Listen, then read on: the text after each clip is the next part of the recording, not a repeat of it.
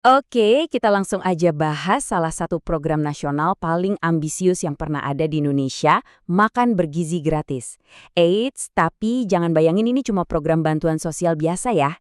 Ini adalah sebuah strategi raksasa, sebuah mesin yang sengaja dirancang buat mendorong kita semua menuju visi besar Indonesia Emas 2045. Yuk kita bedah bareng-bareng gimana sih cara kerjanya? Jadi intinya gini, program ini bukan soal ngasih ikan, tapi soal menciptakan generasi pemancing yang hebat. Pemerintah ngelihat ini sebagai investasi jangka panjang yang fundamental banget buat sumber daya manusia kita. Tujuannya, ya untuk memastikan generasi penerus kita tumbuh sehat, cerdas, dan siap buat bersaing secara global. Tapi gimana caranya program makanan doang bisa punya cita-cita setinggi itu? Biar kita semua paham betul, kita akan mulai dari ambisi besar di balik program ini. Habis itu, kita lihat siapa aja yang ditargetkan dan seberapa besar uang yang disiapkan. Nah, yang paling seru, kita bakal bongkar gimana program ini bisa jadi mesin ekonomi di tingkat desa. Baru deh kita lihat tantangan-tantangan di lapangan dan apa kesimpulan besarnya. Siap? Pertama-tama, kita mesti nanya dulu, kenapa negara segede Indonesia merasa perlu bikin program makan gratis yang skalanya masif banget? Jawabannya ada di fondasi organisasinya. Nah, biar program triliunan ini nggak main-main, pemerintah sampai ngebentuk semacam komando pusat baru, namanya Badan Gizi Nasional atau BGN. Lembaga inilah yang dikasih tugas buat merancang, ngelaksanain, dan yang paling penting, ngawasin setiap rupiah dan setiap butir nasi supaya benar-benar sampai ke sasaran di seluruh pelosok negeri. Oke, terus siapa aja sih yang jadi target utama dari program raksasa ini? Jangkauannya itu dirancang buat menyentuh titik-titik paling krusial dalam siklus hidup manusia. Ada 3 kelompok utama nih. Pertama, anak-anak sekolah, dari PAUD sampai SMA. Karena di masa inilah fondasi kecerdasan lagi dibentuk-bentuknya. Kedua, balita. Ini intervensi kritis banget buat memberantas stunting dari akarnya. Dan yang ketiga, ibu hamil dan menyusui. Kenapa? Karena masa depan bangsa itu dimulai bahkan sejak dalam kandungan. Kalau kita jumlahkan semua target itu, coba tebak angkanya berapa? 82 juta orang. Bayangin deh, itu lebih dari sepertiga populasi Indonesia loh.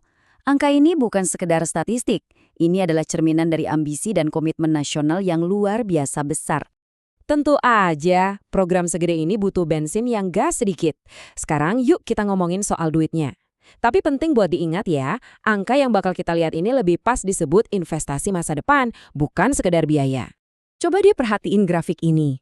Anggarannya bukan cuma naik, tapi melompat. Dari 71 triliun di tahun 2025, angkanya meroket gila-gilaan jadi 335 triliun di tahun berikutnya. Itu hampir 5 kali lipat. Lonjakan ini ngasih sinyal yang jelas banget. Pemerintah mau program ini jalan secara penuh dan merata secepat mungkin di seluruh Indonesia. Nah, sekarang kita masuk ke bagian yang menurut saya paling jenius dari keseluruhan program ini. Ini bukan cuma soal gizi loh. Ini adalah sebuah skema canggih untuk mengubah program sosial menjadi mesin penggerak ekonomi dari level paling bawah, dari desa.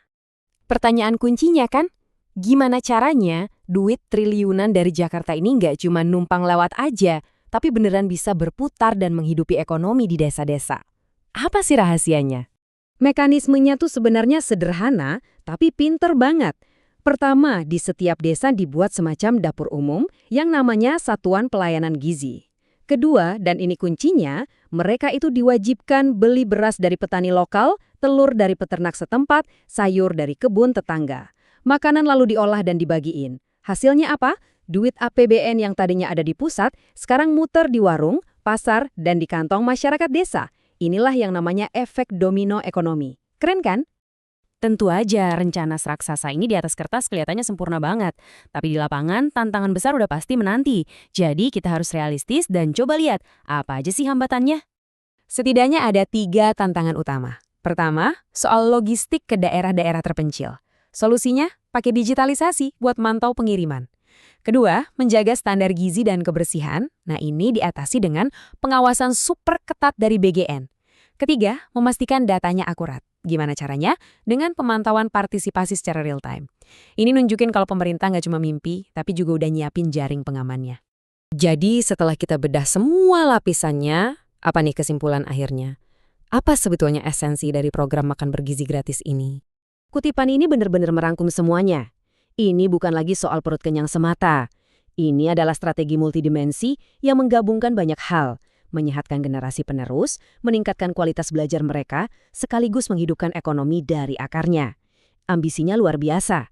Pertanyaan yang tersisa buat kita semua adalah, apakah eksekusinya di lapangan nanti bisa secantik rancangannya di atas kertas? Cuma waktu yang bisa menjawab.